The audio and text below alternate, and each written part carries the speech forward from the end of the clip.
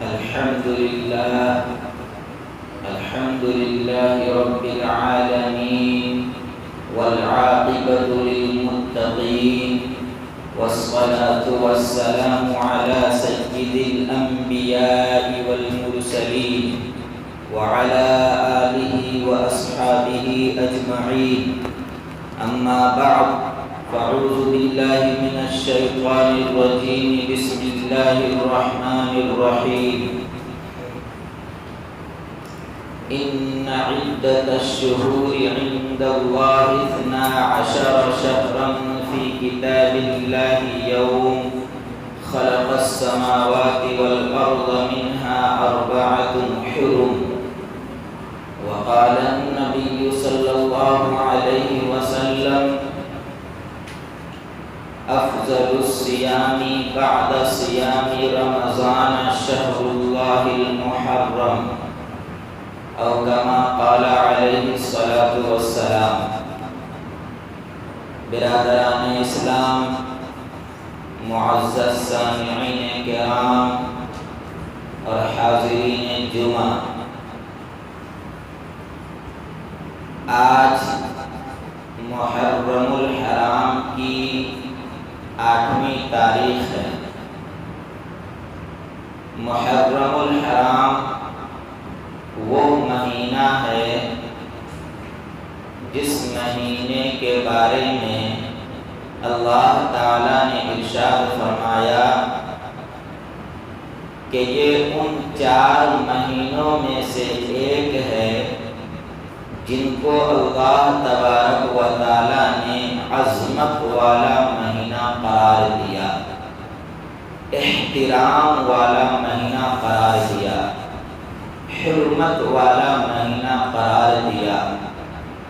اس دن ہی سے جس دن اللہ تبارک و تعالیٰ نے آسمانوں اور زمین کو پیدا کیا، اسی دن سے یہ محرم الحرام کا مہینہ عظمت و احترام والا مہینہ قرار دیا گیا ہے. ہم اور آپ اسی مبارک مہینے سے گزر رہے ہیں. اس مہینے میں ایک دن آتا ہے 10ویں محرم، جسے عربی میں یوم عاشوراء کہا جاتا ہے. اس یوم عاشوراء کے متعلق احادیث میں بہت سی فضیلتیں وارد ہوئی ہیں، اور یوم عاشوراء کے دن کیا کرنا چاہیے اور کن چیزوں سے بچنا چاہیے، اس کی بھی احادیث میں صراحت کے ساتھ وضاحت کی گئی ہے. اللہ کے رسول صلی اللہ علیہ وسلم نے ارشاد فرمایا کہ من صام یوما من المحرم، کہ جو شخص محرم الحرام کا روزہ رکھتا ہے، محرم الحرام کے مہینے میں کسی بھی دن کا روزہ رکھتا ہے، فَلَهُ بِكُلِّ يَوْمٍ 30 يَوْمًا، تو اللہ تبارک و تعالی ایک روزہ رکھنے کے بدلے 30 روزہ رکھنے کے برابر ثواب عطا فرماتا ہے. یہ ہے محرم الحرام کے روزے کی فضیلت. ایک دوسری جگہ اللہ کے رسول صلی اللہ علیہ وسلم نے ارشاد فرمایا کہ من صام عاشوراء احتسب علی اللہ ان یکفر السنة التي قبلہ وفی روایت السنة التي بعدہ. آپ صلی اللہ علیہ وسلم نے ارشاد فرمایا کہ جو شخص عاشوراء یعنی 10ویں محرم کا روزہ رکھے گا، اللہ تبارک و تعالیٰ سے مجھے امید ہے کہ اس ایک روزہ رکھنے کے بدلے اللہ تعالیٰ اس کے پچھلے 1 سال کے گناہوں کو معاف کر دیں گے. اور ایک دوسری روایت میں ہے کہ اگلے 1 سال کے گناہ بھی اللہ معاف کر دیں گے. یہ ہے عاشوراء کے روزے کی فضیلت. 10ویں محرم الحرام کے روزے کی فضیلت اس طرح بھی ہے کہ جب رمضان المبارک کے روزے فرض قرار امت مسلمہ پر نہیں ہوئے تھے، اس وقت محرم الحرام کے 10ویں دن کا روزہ رکھنا امت پر فرض تھا۔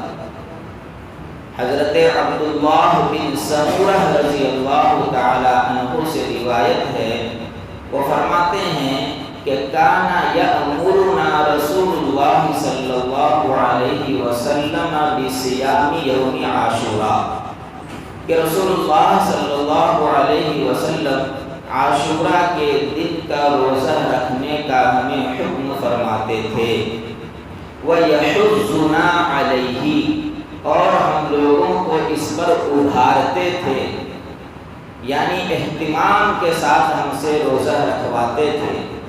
فَلَمَّا فَرَضَ رمضان، پھر جب رمضان المبارک کے روزے فرض ہو گئے، لَمْ يَأْمُرُنَا وَلَمْ يَنْهَانَا، اس کے بعد آپ صلی اللہ علیہ وسلم نے عاشوراء کے دن روزہ رکھنے کا نہ ہمیں حکم دیا اور نہ ہمیں منع کیا۔ اس روایت سے پتہ چلتا ہے کہ رمضان المبارک کے روزے فرض ہو جانے کے بعد عاشوراء کے روزے کی فرضیت ختم ہو گئی، یعنی اب 10ویں محرم کا روزہ فرض نہیں رہا بلکہ مستحب بن گیا، نفل بن گیا۔ لہٰذا جو شخص 10ویں محرم کا روزہ رکھنا چاہے رکھ بھی سکتا ہے، نہ رکھنا چاہے کوئی حرج نہیں۔ رکھے گا تو اس کے لیے کیا فضیلتیں ہیں، یہ میں نے پچھلی 2 حدیثوں میں بیان کر دیا۔ آپ صلی اللہ علیہ وسلم مکہ المکرمہ سے ہجرت کر کے جب مدینہ المنورہ پہنچے، ہجرت کا واقعہ میں نے پچھلے جمعہ سنایا تھا آپ لوگوں کو۔ جب آپ علیہ السلام مدینہ منورہ پہنچے تو وہاں دیکھا کہ مدینہ کے یہود 10ویں محرم کو روزہ رکھتے ہیں، تو آپ صلی اللہ علیہ وسلم نے یہودیوں سے پوچھا کہ ما ھذا اليوم الذی تصومونہ، کہ آج ایسا کون سا دن ہے کہ جس دن کے اندر تم لوگ روزہ رکھتے ہو؟ تو یہودیوں نے جواب دیا کہ ھذا یوم عظیم، کہ یہ ہمارے لیے بہت عظیم الشان دن ہے، یہ 10ویں محرم ہمارے لیے ایک یادگار دن ہے۔ کیوں؟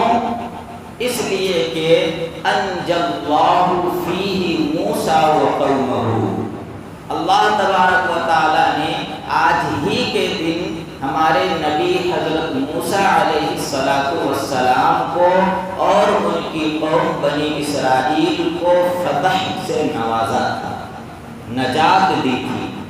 وَغَرَّقَ فِرْعَوْنَ وَقَوْمَهُ، اور فرعون اور اس کی قوم کو غرقاب کیا تھا، سمندر میں ڈبا کر ہلاک کر دیا تھا۔ فَصَامَهُ شُكْرًا، اسی وجہ سے حضرت موسیٰ علیہ السلام اس دن شکرانے کے طور پر روزہ رکھا کرتے تھے۔ فَنَحْنُ نَصُومُهُ، اسی لیے ہم لوگ بھی روزہ رکھتے ہیں۔ تو آپ صلی اللہ علیہ وسلم نے یہودیوں سے کہا کہ فَنَحْنُ أَحَقُّ وَأَوْلَى بِمُوسَىٰ مِنْكُمْ، اگر بات ایسی ہے تو حضرت موسیٰ علیہ السلام تو ہمارے بھی نبی ہیں، بلکہ یہودیوں نے تو ان کے احکامات اور ان کی تعلیمات کو چھوڑ دیا، ہم تو ان کے احکامات اور تعلیمات کو آج بھی مانتے ہیں، لہذا ہم اس بات کے زیادہ مستحق ہیں کہ اس شکرانے کے طور پر ہم روزہ رکھیں۔ اس لیے آپ صلی اللہ علیہ وسلم صحابہ کرام کو 10ویں محرم کا روزہ رکھنے کا اہتمام کیا کرتے تھے، لیکن ساتھ ساتھ اللہ کے رسول صلی اللہ علیہ وسلم نے صحابہ کرام کو حکم دیا کہ خالف الیہود، کہ تم لوگ یہود کی مخالفت کرو، یعنی یہود صرف 10ویں محرم کا روزہ رکھتے ہیں، تم صرف 10ویں محرم کا روزہ نہ رکھو، بلکہ صوموا قبلہ یومن او بعدہ یومن، 10ویں محرم کا روزہ رکھنے کے ساتھ ساتھ ایک روزہ اس سے پہلے دن والا رکھ لو یا اس کے بعد والے دن کا رکھ لو۔ یہ ہے مخالفت کا مطلب۔ اب معلوم یہ ہوا کہ محرم الحرام میں 2 روزے رکھنے چاہیے، 10ویں محرم کا روزے کے ساتھ ساتھ اس سے پہلے 9ویں محرم کا روزہ رکھے، یا تو 10ویں کے ساتھ ساتھ 11ویں محرم کا روزہ رکھے۔ یہ ہے اس دن کرنے کے کام۔ ایک دوسری روایت میں اللہ کے رسول صلی اللہ علیہ وسلم نے ارشاد فرمایا کہ من وسع علی نفسه واہلہ یوم عاشوراء فوسعہ اللہ سبحانہ وتعالی سائر سنتہ۔ اس 10ویں محرم کے دن ایک اور کرنے کا کام حدیث پاک سے ملتا ہے، اگرچہ بعض محدثین نے کہا ہے کہ یہ روایت اتنی مضبوط نہیں ہے، لیکن دوسرے بعض محدثین نے اس روایت کو قبول کیا ہے۔ وہ روایت یہ ہے کہ آپ صلی اللہ علیہ وسلم نے ارشاد فرمایا کہ جو شخص 10ویں محرم کے دن اپنے اوپر اور اپنے اہل و عیال کے اوپر کھانے پینے میں وسعت کا معاملہ کرے گا، فراخی کا معاملہ کرے گا، تو اللہ تبارک و تعالیٰ اس کی برکت سے سال بھر تک اس کے ساتھ فراوانی کا معاملہ فرمائیں گے۔ یہی وجہ ہے کہ آج تک مسلمانوں میں یہ رواج چلا آ رہا ہے کہ 10ویں محرم کے دن ہر مسلمان اپنے گھر میں اچھے سے اچھا کھانا بنانے کا اہتمام کرتے ہیں، اور یہ صحیح بھی ہے، یہ اس کا حدیث سے ثبوت ملتا ہے۔ لیکن 10ویں محرم کے دن کسی مخصوص کھانا بنانے کی پکانے کی شریعت میں کہیں سے ثبوت نہیں ملتا۔ اتنی بات ملتی ہے کہ عام دنوں کے مقابلے میں آج کچھ اچھا کر لیں اپنے لیے، اپنے گھر والوں کے لیے۔ اگر آپ کے یہاں روزانہ دال چاول سبزی ہے تو آج گوشت کر لیں، تھوڑا سا فروٹ اس میں بڑھا لیں، یہ مطلب ہے۔ یہ مطلب نہیں ہے جیسا کہ رواج ہو چکا ہے کہ محرم کا نام سنتے ہی ذہن میں کھچڑا آ جاتا ہے اور یہ سمجھتے ہیں کہ محرم اور کھچڑا دونوں لازم اور ملزوم ہیں۔ ایسا نہیں ہے۔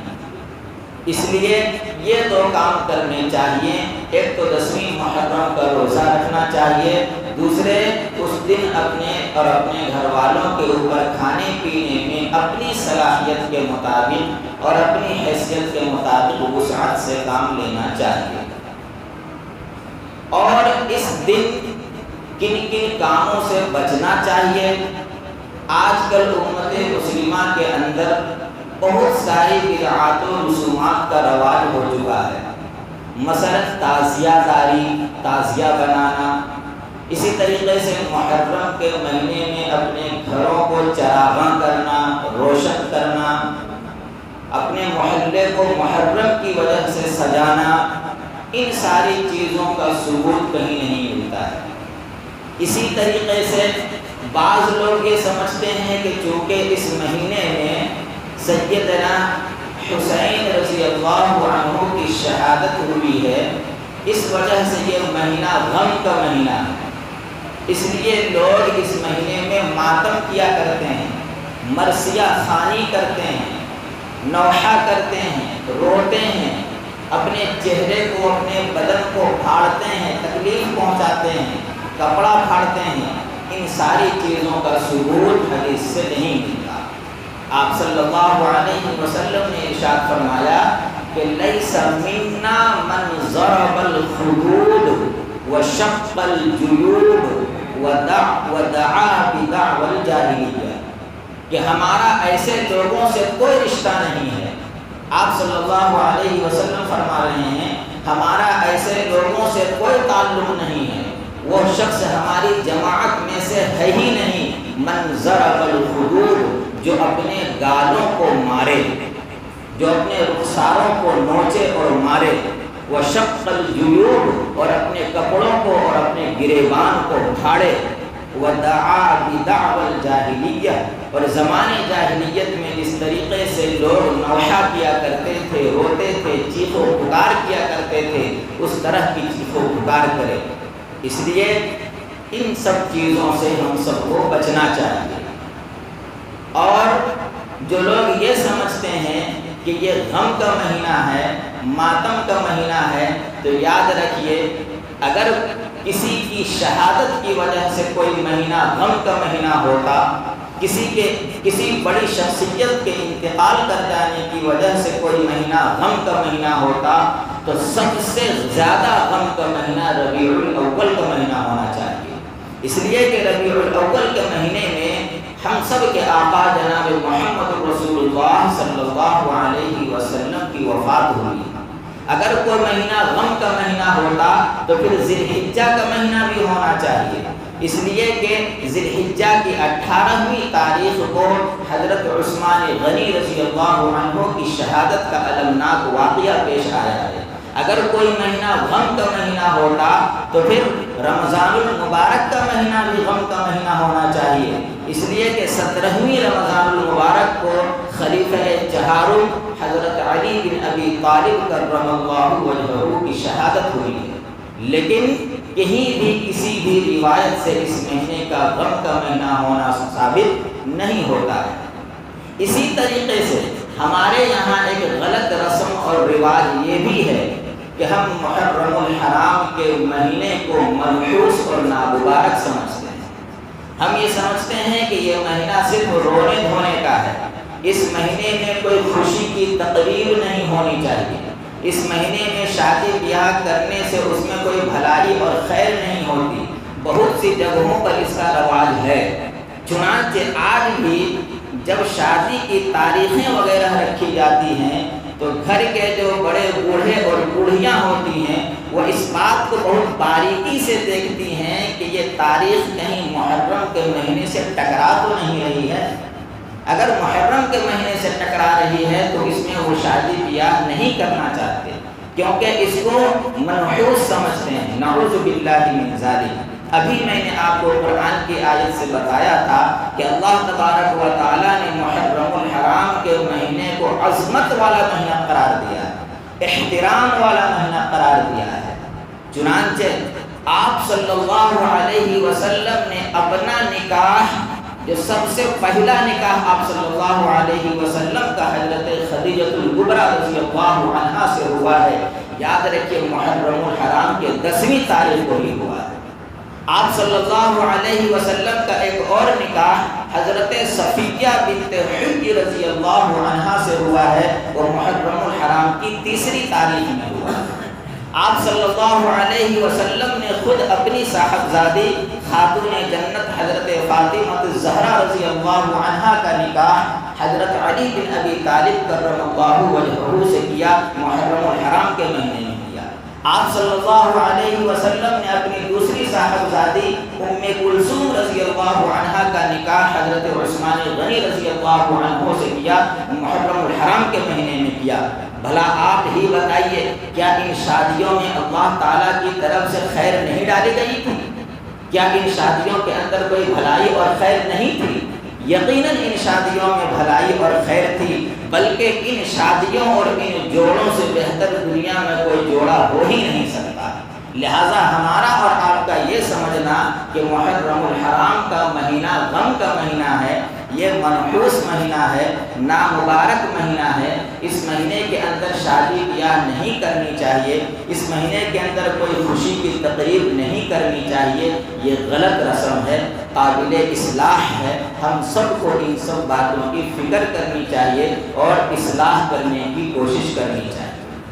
اللہ کا لاکھ لاکھ شکر ہے کہ اللہ تبارک و تعالیٰ نے محرم الحرام کا مہینہ ہم سب کو عطا کیا ہے۔ ہم سب اللہ تبارک و تعالیٰ سے دعا کریں کہ اللہ تبارک و تعالیٰ ہم لوگوں کو محرم الحرام میں کرنے کے جو کام ہیں، یعنی روزہ کا اہتمام اور 10ویں محرم کو اپنے اور اپنے گھر والوں پر کھانے پینے میں اپنی صلاحیت و حیثیت کے مطابق وسعت کرنا، اس بات کی اللہ تعالیٰ ہم ہم سب لوگوں کو توفیق دے۔ یہاں ایک بات یاد رکھنی چاہیے کہ 10ویں محرم کو کھانے پینے کی وسعت کا تعلق اپنی ذات سے ہے اور اپنے اہل و عیال سے ہے، لہذا اس کا غلط مطلب لوگ یہ سمجھتے ہیں اور اس حدیث کی بنیاد پر 10ویں محرم کو لوگ شہروں میں نکل جاتے ہیں، بازاروں میں نکل جاتے ہیں اور کھانے کا اہتمام کرتے ہیں، دعوتیں کرتے ہیں، کہیں پانی کی سبیلیں لگا رہے ہیں، کہیں پانی پلایا جا رہا ہے، کہیں کچھ کیا جا رہا ہے۔ یاد رکھیں یہ بھی غلط رسم ہے۔ کیوں؟ پانی پلانے کی جو سبیل لگاتے ہیں اس کے پیچھے مقصد یہ ہے کہ وہ لوگ یہ سمجھتے ہیں کہ حضرت حسین رضی اللہ عنہ کو چونکہ 7 محرم الحرام سے یزیدیوں نے پانی بند کر دیا تھا، اس کی وجہ سے ہم لوگ پانی پلاتے ہیں۔ یہ غلط رسم ہے۔ کھانے پینے کا تعلق اپنی ذات سے ہے اور اپنے اہل و عیال سے ہے۔ اپنے گھر والوں پر آپ کھانے پینے میں وسعت کیجیے، امید ہے اللہ تبارک و تعالیٰ سے کہ اس کی برکت سے اللہ تبارک و تعالیٰ پورے سال بھر کھانے پینے میں فراوانی کا معاملہ کریں گے، وسعت کا معاملہ کریں گے۔ یہ ہے محرم الحرام میں کرنے کے کام۔ اللہ تبارک و تعالیٰ ہم سب لوگوں کو ان باتوں کی توفیق عطا فرمائے۔ دوسری بات، اللہ تبارک و تعالیٰ نے سورہ مدثر میں ارشاد فرمایا فی جنات یتساءلون عن المجرمین ما سلککم فی سقر قالوا لم نک من المصلین۔ اس آیت میں اللہ تبارک و تعالیٰ نے جنتیوں اور جہنمیوں کے درمیان ایک گفتگو ہو رہی ہے اس کو بیان کیا ہے۔ جب جنتی جنت میں پہنچ جائیں گے اور جہنمی جہنم میں پہنچ جائیں گے تو پھر جنتی لوگ جہنمیوں سے سوال کریں گے۔ کیا سوال کریں گے؟ فی جنات یتساءلون، یعنی ایک دوسرے سے سوال کریں گے کہ قالوا لم نک من المصلین، نہیں، فی جنات یتساءلون عن المجرمین ما سلککم فی سقر۔ جنتی لوگ جہنمیوں سے کہیں گے اچھا یہ تو بتاؤ کہ تم دنیا میں کون سا ایسا عمل کرتے تھے جس کی وجہ سے تم جہنم چلے گئے؟ آخر تم دنیا میں کیا کرتے تھے تاکہ ہمیں بھی پتہ چلے کہ ہم اس چیز سے بچتے تھے، ہم اس چیز کو نہیں کرتے تھے جس کے وجہ سے اللہ تبارک و تعالیٰ نے اپنے فضل سے ہمیں جنت میں عطا فرمایا۔ وہ جہنمی کہیں گے قالوا لم نک من المصلین ولم نک نطعم المسکین وکنا نخوض مع الخائضین وکنا نکذب بیوم الدین حتی اتانا الیقین۔ 4 باتیں وہ جہنمی فرمائیں گے، ان 4 باتوں میں سے سب سے پہلی بات جو وہ جہنمی کہیں گے وہ ہم سب کے لیے سننے کی اور عبرت کی بات ہے اور ہم سب کو اس سے اپنے اعمال اور اپنے گریبان میں جھانک کر دیکھنے کی بات ہے۔ جہنمی سب سے پہلے کہیں گے کہ لم نک من المصلین، کہ ہم جس اعمال کی وجہ سے جہنم میں پہنچ چکے وہ عمل یہ تھا کہ ہم دنیا میں نماز ہی نہیں پڑھتے۔ سب سے پہلی بات لم نک من المصلین، کہ ہم دنیا میں نماز ہی نہیں پڑھتے تھے جس کی وجہ سے اللہ تبارک و تعالیٰ نے ہم لوگوں کو جہنم میں ڈال دیا۔ اس بات سے آپ اندازہ لگائیے کہ ایک بے نمازی کی سزا کیا ہے۔ اب ہم اور آپ اپنے گریبان میں جھانک کر دیکھیں کہ بھول کر تو دور کی بات ہم لوگ جان بوجھ کر کتنی اپنی نمازوں کو چھوڑتے ہیں، پھر بھی ہم اللہ تبارک و تعالیٰ سے یہ امید لگائے ہوئے ہیں کہ ہم تو اللہ کے بندے ہیں، اللہ بڑا مہربان ہے، ہم تو رسول اللہ صلی اللہ علیہ وسلم کے امتی ہیں، جنت کے ٹھیکیدار تو ہم ہی ہیں۔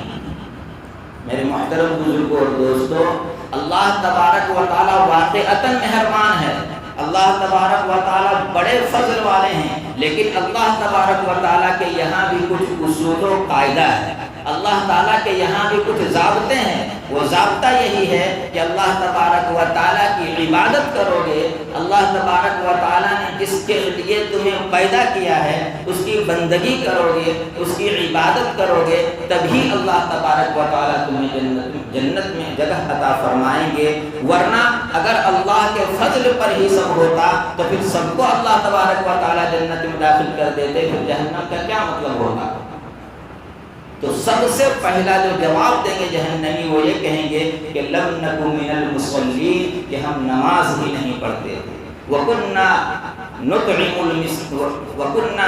الْمِسْكِينَ، اور ہم دوسرے نمبر پر جواب دیں گے کہ اللہ تبارک و تعالیٰ نے ہم کو مال دیا تھا، اللہ تبارک و تعالیٰ نے ہمیں دولت سے نوازا تھا، اس کے باوجود ہم اپنے محلے میں، اپنے سماج میں، اپنے جاننے والوں کے غریبوں کا خیال نہیں رکھتے تھے، مسکینوں کو کھانا نہیں کھلاتے تھے۔ اسی طریقے سے اللہ تبارک و اس میں یہ بھی حکم ہے کہ اللہ تبارک و تعالیٰ اگر کسی کو مال و دولت سے اگر نہیں نوازا ہے تو کم سے کم اس کو چاہیے کہ مال و دولت والے کے سامنے اس بات کی ترغیب دے کہ اللہ تبارک و تعالیٰ نے آپ کو دولت سے اور مال سے نوازا ہے تو آپ فقراء اور مساکین کا بھی خیال رکھیں، ورنہ ہم اپنے گھروں میں اچھے سے اچھے کھانا کھاتے ہیں اور ہمارے آس پاس کے لوگ کئی دنوں سے اچھا کھانا کھانے کے لیے ترستے ہیں۔ تو ایسے لوگ بھی اللہ تبارک و تعالیٰ کے اس دن جہنم میں جائیں گے۔ تیسری بات جو جہنمی کہیں گے وَكُنَّا نَخُوضُ مَعَ الْخَائِضِينَ، کہ ہم دنیا میں لا یعنی باتوں کے پیچھے پڑے رہتے تھے، ایسی باتوں کے پیچھے پڑے رہتے تھے جس سے نہ تو دنیا میں کوئی فائدہ ہوتا تھا اور نہ ہی آخرت میں اس کا کوئی فائدہ ہے، فضول کی باتوں میں اپنا وقت گزار دیتے تھے، اس کے پیچھے نہ ہم نماز کا خیال کرتے تھے، نہ اللہ کی دوسری عبادتوں کا خیال کرتے تھے، ہم کہاں بیٹھے ہوئے ہیں، مسجد میں بیٹھ کر کے ہم یہ سب کام کیا کرتے تھے، یہ ساری چیزیں اس کے اندر آ گئی وَكُنَّا نَخُوضُ مَعَ الْخَائِضِينَ۔ تو ایسے لوگ بھی کل قیامت کے دن جہنم میں جائیں گے۔ چوتھی بات کہیں گے وَكُنَّا نُكَذِّبُ بِيَوْمِ الدِّينِ، کہ ہمارے سامنے جب قرآن و حدیث کی بات ہوا کرتی تھی، آخرت کی بات ہوا کرتی تھی، حشر و محشر کی بات ہوا کرتی تھی کہ آخرت ہونے والی ہے، قیامت آنے والی ہے، وَكُنَّا نُكَذِّبُ بِيَوْمِ الدِّينِ، ہم تو اس کو سنتے ہی جھٹلا دیتے تھے کہ کچھ نہیں ہونے والا ہے، مرنے کے بعد کوئی حساب کتاب نہیں ہے، مرنے کے بعد جس طرح سے ہمارا جسم خاک میں مل جائے گا، ہمارا وجود اور ہمارا روح بھی خاک میں مل جائے گا، ہمیں کوئی پوچھنے بچنے والا نہیں ہے۔ یہی ہم زندگی میں کرتے رہے حتی اتانا الیقین، یہاں تک کہ وہ یقینی چیز ہم تک آ گئی، یعنی موت ہم تک آ گئی اور ہم مر گئے۔ کس طرح اللہ تبارک و تعالیٰ نے یہاں پر نقشہ کھینچا ہے، اس سے آپ اندازہ لگائیے کہ جہنم میں جانے کے اگرچہ اسباب بہت گنائے ہیں، لیکن اس میں سے سب سے پہلا سبب کیا بیان کیا گیا؟ نماز کا چھوڑنا۔ نماز کا چھوڑنا، چونکہ نماز ایک ایسی عبادت ہے جو اللہ کی تمام عبادتوں میں سب سے افضل عبادت ہے، اللہ تبارک و تعالیٰ سے قرب حاصل کرنے کا سب سے اہم اور سب سے بڑا ذریعہ نماز ہی ہے، اسی وجہ سے نماز کو چھوڑنے والے کے اوپر یہ وعید ہے۔ ایک حدیث میں اللہ کے رسول صلی اللہ علیہ وسلم نے ارشاد فرمایا کہ جو شخص جان بوجھ کر ایک وقت کی نماز چھوڑ دے، جان بوجھ کر ایک وقت کی نماز چھوڑ دے، اللہ تبارک و تعالیٰ اس کو جہنم میں ایک حقوق رکھے گا۔ عربی میں لفظ آتا ہے ایک حقوق رکھے گا۔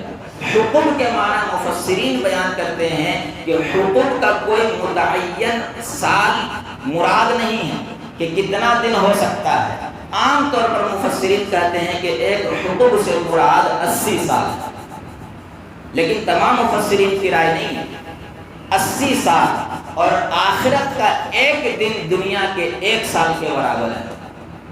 میرے محترم بزرگوں اور دوستوں، ایک جان بوجھ کر ایک نماز چھوڑنے کا عذاب یہ ہے تو ہم اور آپ اپنے گریبان میں جھانک کر دیکھیں کہ ہمارا کیا حال ہے اور ہم لوگوں کو کیسے اپنی تیاری کرنی چاہیے۔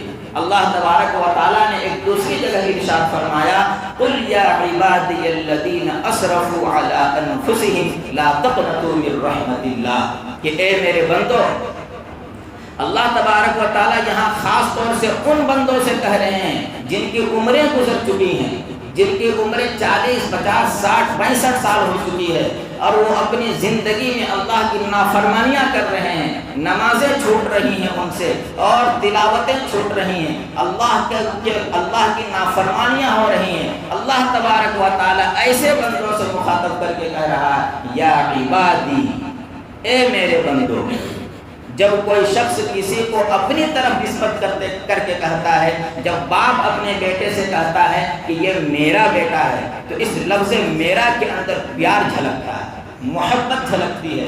اللہ تبارک و تعالی آج بھی ایسے لوگوں سے کہہ رہا ہے، یا عبادی، اے میرے بندو، الذین اسرفوا علی انفسہم، اے میرے وہ بندو جنہوں نے اپنے اوپر ظلم کیا، یعنی نافرمانی کی، میری عبادتوں کو ترک کیا، میری نمازوں کو چھوڑا، مجھے ہر جگہ رسوا کیا، میری بات نہیں مانی، ان لوگوں سے بھی اللہ تبارک و تعالیٰ کہہ رہا ہے۔ اللہ تعالیٰ کتنا بڑا مہربان ہے، اس آیت سے اندازہ لگائیے۔ اللہ کہہ رہا ہے، لا تقنطوا من رحمت اللہ، تم لوگ اللہ کی رحمت سے مایوس مت ہو، اللہ کی رحمت بہت بڑی ہے۔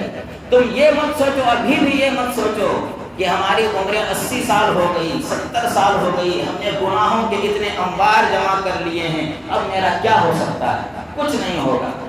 اب کیا کریں گے توبہ کر کے؟ کیا کر لیں گے نماز پڑھ کے؟ اب تو عمر گزر گئی۔ اللہ کہہ رہا ہے، لا تقنطوا من رحمت اللہ، اللہ کی رحمت سے مایوس مت ہو۔ اللہ آج بھی بڑا ہے، کل بھی بڑا تھا اور ہمیشہ بڑا رہے گا۔ اللہ کی رحمت ایسی ہے کہ ان رحمتی وسعت غضبی، کہ اللہ تعالیٰ کی رحمت اللہ کے غصے سے زیادہ ہے، لہذا تم اللہ سے آج بھی اپنے گناہوں کی معافی مانگو، توبہ کرو، آج بھی ہمارے در پر آ جاؤ، ہم تمہیں معاف کرنے کے لیے تیار ہیں۔ لیکن بندہ ہے کہ اللہ کے سامنے کبھی جھکنا نہیں چاہتا، بندہ کبھی مسجد تک آنا نہیں چاہتا، اور وہ یہ سمجھتا ہے کہ مسجد میں جا کر کے کیا کر لیں گے، 5 منٹ میں ہمارا کتنے کا یہاں نقصان ہو جائے گا، چھوڑو مسجد میں بعد میں کبھی پڑھ لیں گے۔ لیکن شیطان اس کو ایسا بہکاتا ہے کہ پھر ادا نمازیں چھوٹتی جاتی ہیں تو قضا کی کب توفیق ہوگی۔ بندہ سمجھ رہا ہے کہ ہم تو مسجد نہیں جا رہے ہیں، لیکن یاد رکھیے، غور سے سوچئے، ہو سکتا ہے کہ اللہ تبارک و تعالیٰ اس بندے سے اس قدر ناراض ہو کہ اللہ تبارک و تعالیٰ اس بندے کو اپنے گھر میں آنے کی توفیق نہیں دے رہا ہے۔ دنیا میں کوئی بھی کام اللہ کی توفیق کے بغیر نہیں ہوتا۔